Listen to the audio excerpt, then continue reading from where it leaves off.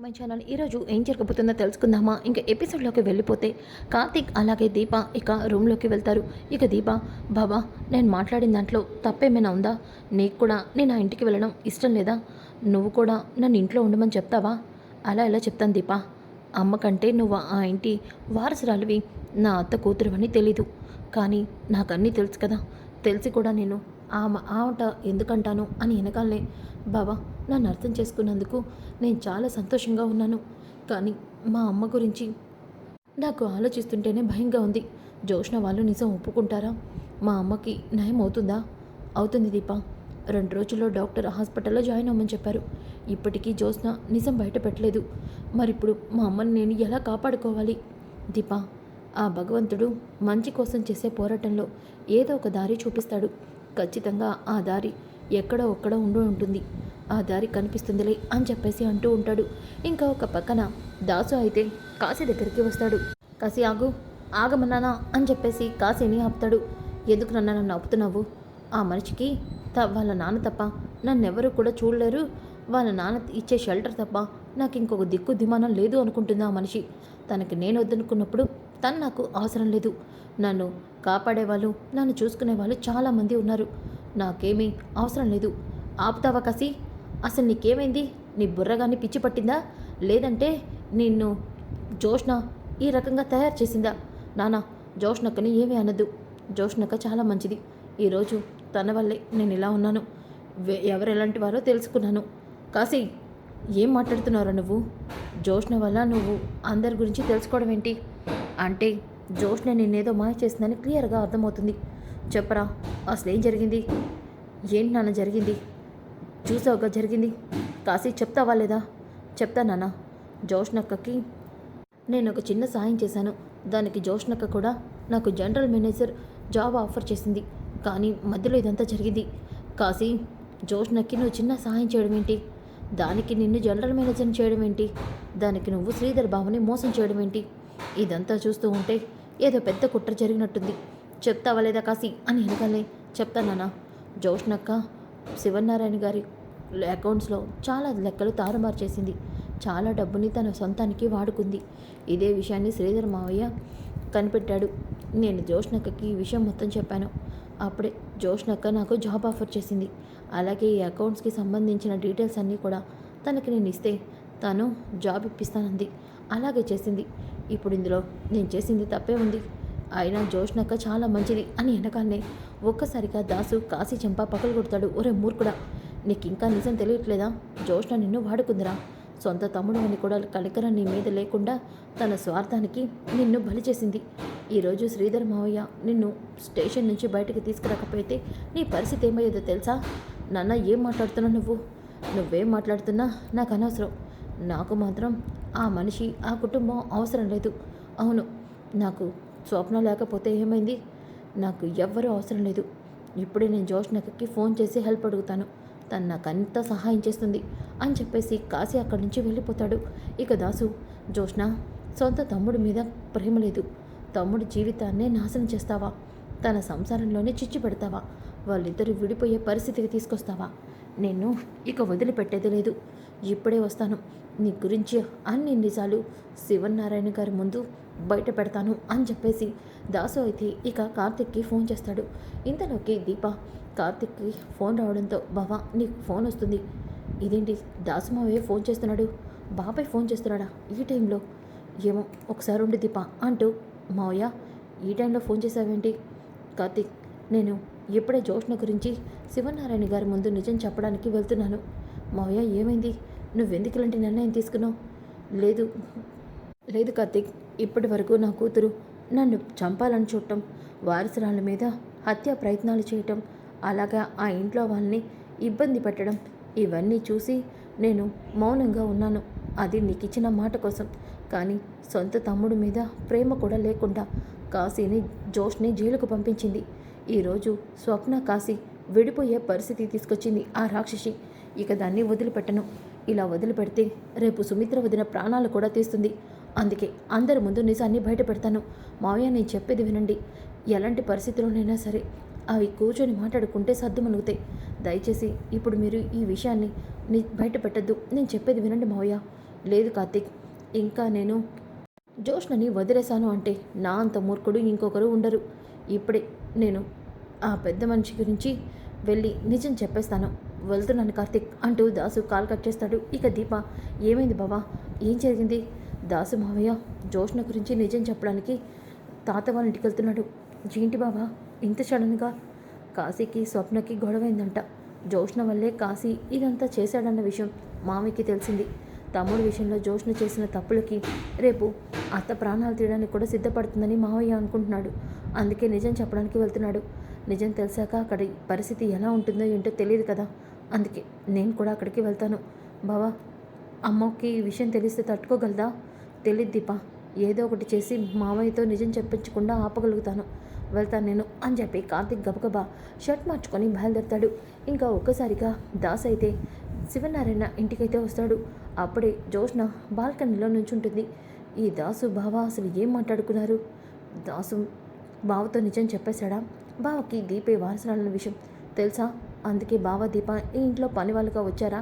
అందుకేనా అవకాశం వచ్చినా బావ ఇంట్లోంచి వెళ్లకుండా ఈ ఇంటికి డ్రైవర్లా పనిచేస్తుంది? దానికేనా కారణం?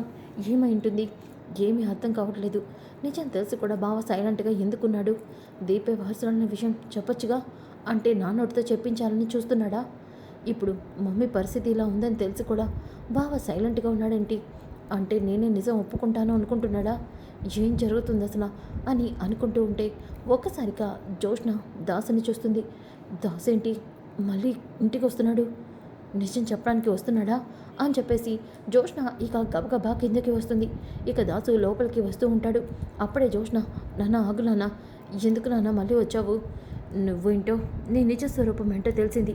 సొంత తమ్ముడి మీద కూడా ప్రేమ లేకుండా నీ స్వార్థానికి వాడిని జైలుకి పంపిస్తావా? ఈరోజు స్వప్న వాడు తెగతెంపలు చేసుకునే పరిస్థితి వరకు వచ్చింది. ఇంత చేసిన నిన్ను వదిలిపెట్టను. ఇప్పుడే శివనారాయణ గారి ముందు నీ నిజం మొత్తం బయట పెడతాను.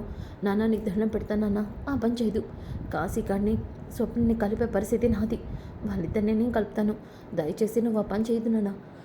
నువ్వు అలా చేస్తే అందరూ కూడా నన్ను చేయగొడతారు. నేను రోడ్డున పడాల్సి వస్తుంది. ప్లీజ్ నాన్న, నీ కాలు పట్టుకుంటాను. నువ్వెంత ఆపినా నేను ఆగను. శివనారాయణ గారు, దశరథన్నయ్య, సుమిత్ర వదిన, శివనారాయణ గారు, దశరథ వదిన, దశరథన్నయ్య అని పిలుస్తూ ఉంటాడు. జోష్న, నాన్న నీకు దండం పెడతాను, దయచేసి చెప్పొద్దు నాన్న అని దాసు కాలు పట్టుకుంటే అప్పుడే శివనారాయణ ఇక హాల్లోకి వస్తాడు. ఒక్కసారిగా జోష్న దాసు కాలు పట్టుకోవడం చూస్తాడు. వెంటనే జోష్న పైకి లేస్తుంది. ఇక శివనారాయణ, దాసు ఏం జరిగింది? జోష్న ఏమైంది? ఎందుకు దాసు అందరినీ పిలుస్తున్నావు అని వెనకాలనే దశరథ, సుమిత్ర కూడా హాల్లోకి వస్తారు. దాసు ఏమైంది? ఎందుకు నువ్వు ఈ టైంలో వచ్చి అందరినీ పిలుస్తున్నావు? ఏం జరిగింది అని వెనకాలనే పారిజాతం, ఏంటి వీడు ఇప్పుడు వచ్చాడు, కొంప తీసి వీడు నిజం చెప్తాడా ఏంటి అని అనుకుంటూ ఉంటే అక్కడే ఉన్న జ్యోత్స్న గ్రాని అని సైగ చేస్తూ ఉంటుంది. ఒరే దాసు, అందరూ పడుకున్న టైంలో వచ్చి డిస్టర్బ్ చేస్తావేంట్రా, నోరు మూసుకుని ఇంటికి వెళ్ళు అని అంటూ ఉంటే, ఆగమ్మా, ఇప్పటి వరకు ఈ కుటుంబాన్ని నువ్వు మోసం చేసింది చాలు. ఇంకా ఈ మోసంలోనే ఈ కుటుంబం ఉండకూడదు. అందుకే ఈరోజు అందరికీ నిజం బయట పెట్టడానికే ఇక్కడికి వచ్చాను. దాసు, అసలు నువ్వేం చెప్పాలనుకున్నావు? దేని గురించి నువ్వు మాట్లాడుతున్నావు? ఏం జరిగింది దాసు అని శివనారాయణ అంటాడు. ఇక జోష్న, పారిజాతం టెన్షన్ పడుతూ ఉంటారు. అప్పుడే కార్తిక్ కూడా అక్కడికి వస్తాడు. ఒక్కసారిగా కార్తిక్ అక్కడికి వచ్చేసరికి దాసు, చెప్తాను సార్, ఈ ఇంటి వారసురాలు చావు నుంచి బయటపడి మీ అందరికీ దూరమైంది సార్.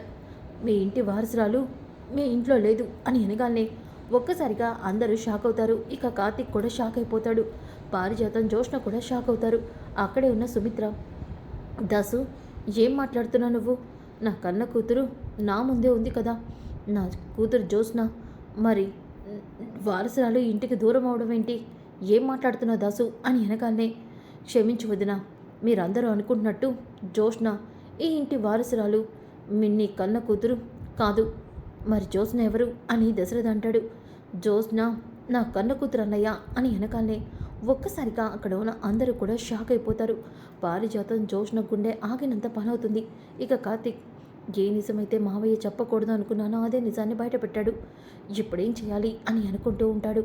ఇక జోష్న అలాగే చూస్తూ ఉంటే సుమిత్ర, దాసు నువ్వేం మాట్లాడుతున్నావు? జోష్న నా కన్న కూతురు కాదా?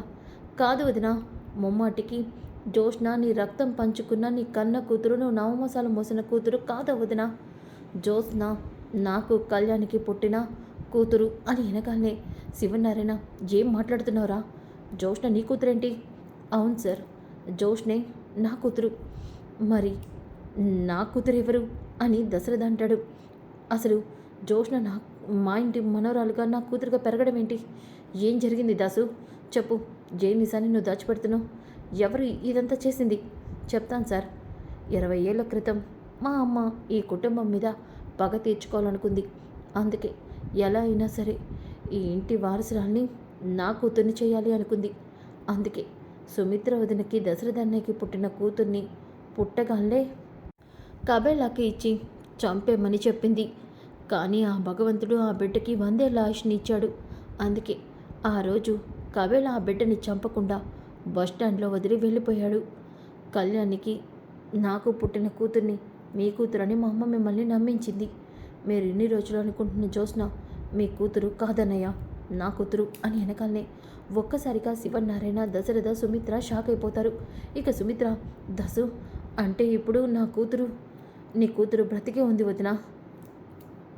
పారిజాతం ఎవండి అది అని అనగానే శివనారాయణ పారిజాతం చంప పగలు కొడతాడు. ఓసే రాక్షసి, నా పిల్లలకి తల్లిలేని నోటు తీరుస్తావని, ఈ ఇంటికి ఆడదిక్కువ అవుతావని నిన్ను పెళ్లి చేసుకుంటే ఈ కుటుంబానికి తీరని ద్రోహం చేస్తావా? నా మనవరాల్ని ఇంటి వారసురాల్నే మార్చేస్తావా? ఇప్పుడు నా మనవరాలు ఎక్కడ ఉంది? ఈ ఇంటి వారసురాలు ఎక్కడ ఉంది? దాసు, ఈ ఇంటి వారసురాలు నా మనవరాలు ఎక్కడుందో నీకు తెలుసా?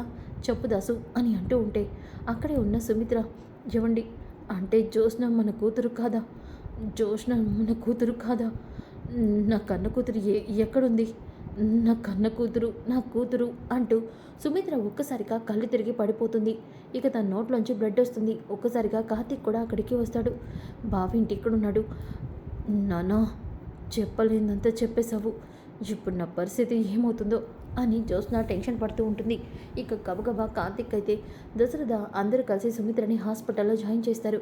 ఇక డాక్టర్, పేషెంట్ కండిషన్ చాలా సీరియస్గా ఉంది, తను చాలా స్ట్రెస్కి గురైంది, బీపీ కూడా చాలా పెరిగింది, వెంటనే తనకి ఆపరేషన్ చేయాలి. తన కన్న కూతురు జోష్న ఇక్కడే ఉంది కదా, తనకి వెంటనే బోన్ మ్యారో ట్రాన్స్ప్లాంట్ చేయాలి. జోష్న, నువ్వు బ్లడ్ శాంపిల్స్ ఇవ్వడానికి ల్యాబ్కి రా అని అనగానే ఇక ఒక్కసారిగా అక్కడ ఉన్న శివనారాయణ, దశరథ, కార్తిక్ ఇక అందరూ కూడా అక్కడే నుంచొని ఉంటారు. ఇక దాసు, జోష్న బ్లడ్ శాంపిల్స్ వదినికి సరిపోవన్నయ్యా, ఎందుకంటే జోష్న నా కూతురు, ఇదే విషయం డాక్టర్ కూడా చెప్తుంది అని అనగానే ఇక శివనారాయణ అలాగే దశరథ చూస్తూ ఉంటారు. ఇంతలోకి జోష్నని లోపలికి తీసుకెళ్తారు. జోష్న బ్లడ్ శాంపిల్స్ తీయగానే అక్కడ ఉన్న డాక్టర్, అదేంటి సుమిత్ర గారి బ్లడ్ తన బ్లడ్ మ్యాచ్ కాలేదు, తను సుమిత్ర గారి కూతురు కాదా అని చెప్తూ అంటుంది. ఇక అందరికీ కూడా ఒక్కసారిగా చాలా కోపం వస్తుంది. ఇక దాసు అలా నిజం చెప్పేసరికి దశరథ, నాన్న, ఇన్ని రోజులు జోష్న నా కూతురు, సుమిత్రకి వచ్చిన జబ్బుకి జోష్నే ఆయుధం, జోష్న నా సుమిత్రని బ్రతికిస్తుంది అనుకున్నాను. కానీ ఇప్పుడు సుమిత్రకి నా కన్న కూతురు జోష్న కాదు అన్న విషయం తెలిసిపోయింది. ఇప్పుడు నా కన్న కూతురు ఎక్కడుంది నాన్న? సుమిత్ర ప్రాణం నా కూతురు ఎలా కాపాడగలుగుతుంది?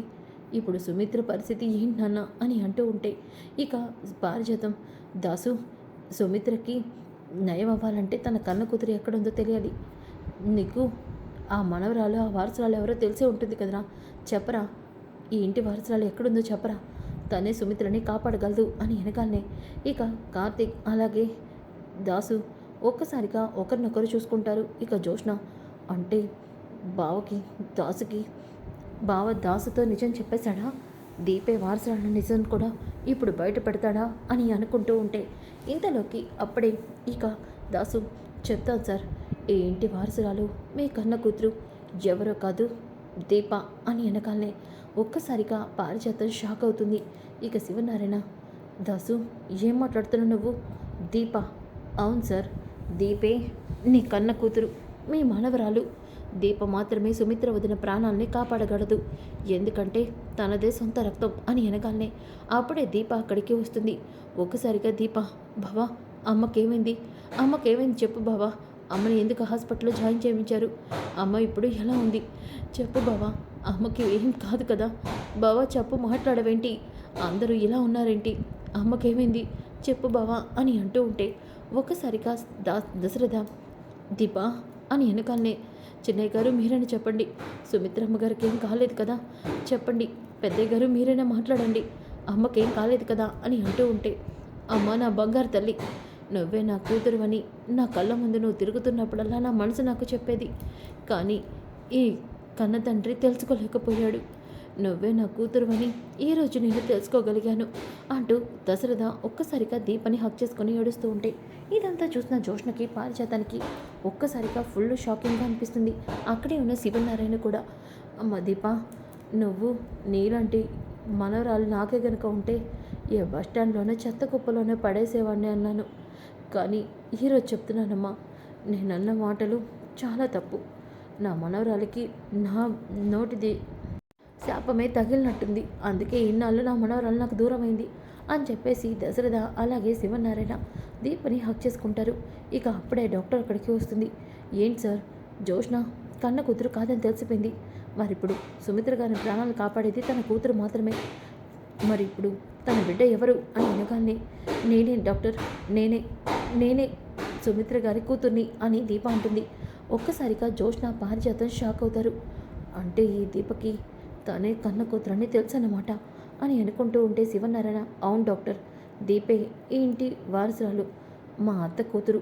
నేను తనని చూసినప్పుడే అనుకున్నాను సుమిత్ర గారి కూతురు తనే అని. కానీ జోష్న అని మీరు చెప్పారు, రా దీప అని చెప్పేసి దీపని లోపలికి తీసుకెళ్తుంది. అక్కడే ఉన్న దాసుని దశరథ, దాసు దీపే ఇంటి వారసురాలని నిజం తెలిసాక కూడా ఎందుకు మాతో నిజం చెప్పలేదు చెప్పు దాసు అని వెనకాలనే కార్తీక్ నేనే చెప్పొద్దన్నాను మావయ్య అని అంటాడు. ఒక్కసారిగా జోష్న షాక్ అయిపోతుంది. పారిజాతం కూడా షాక్ అవుతుంది. అంటే బావకి దీప వారసురాలన్న విషయం ముందే తెలుసన్నమాట. అవును, నాకు ముందే తెలుసు మావయ్య, కానీ ఈ నిజాన్ని మావయ్యతో నేను చెప్పొద్దన్నాను. ఎందుకంటే జోష్న ఇంటి వారసురాలు కాదన్న విషయాన్ని పారు జోష్నతోనే చెప్పించాలి అనుకున్నాను. అంటే ఈ నిజం జోష్నకి కూడా తెలుసా అని శివనారాయణ అంటాడు. తెలుసు తాత, జోష్నకి కూడా దాసు మావయ్య తన ఇంటి వారసురాలు కాదని చెప్పాడు. జోష్న, అంటే ఈ నిజం నీకు కూడా తెలుసా? తెలుసు డాడీ అని వెనకాలనే ఒక్కసారిగా శివనారాయణ దశరథ షాక్ అయిపోతారు.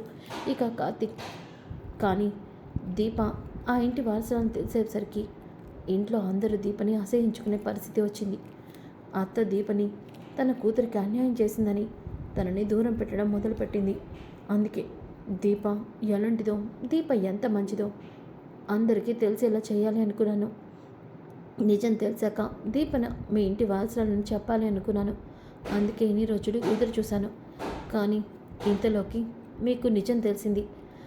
దీప తన కన్న తల్లికి వచ్చిన జబ్బు గురించి తెలిసి ఎంత కంగారు పడిందో, ఎంత బాధపడిందో నాకు తెలుసు మావయ్య. తన తల్లి ప్రాణాలని ఎలా కాపాడుకోవాలో తెలియక దీప తల్లడిల్లింది. దీప కంటికి నిద్ర కూడా లేకుండా సుమిత్ర అత్త కోసం చాలా ఏడ్చింది అని వెనకాలనే దశరథ శివనారాయణ చాలా సంతోషపడతారు. ఇక జోష్న అయితే పారిజాతం దగ్గరికి వస్తుంది.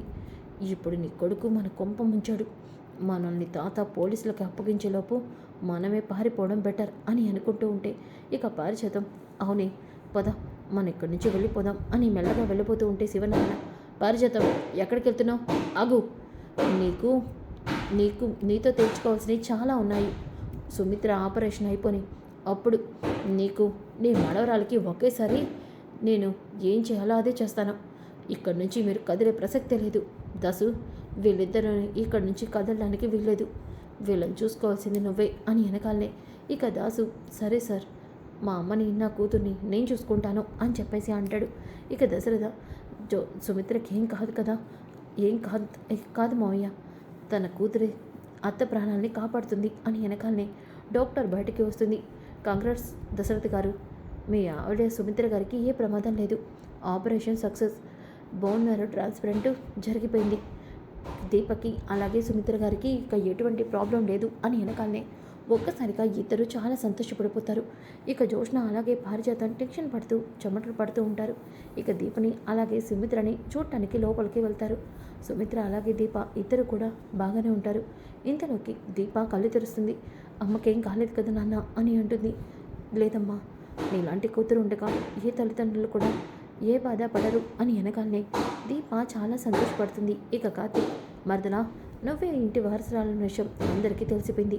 ఇక అత్తకి మాత్రమే తెలియాలి అని చెప్పేసి కార్తీక్ అంటాడు. సో ఫ్రెండ్స్, కమింగ్ ఎపిసోడ్ చాలా చాలా ఇంట్రెస్టింగ్గా ఉంటుంది. Don't miss. ఈ వీడియో నచ్చితే లైక్ చేయండి, షేర్ చేయండి. Thanks for watching back to my channel. ఈరోజు ఏం జరగబోతుందో తెలుసుకుందామా? ఇంకా ఎపిసోడ్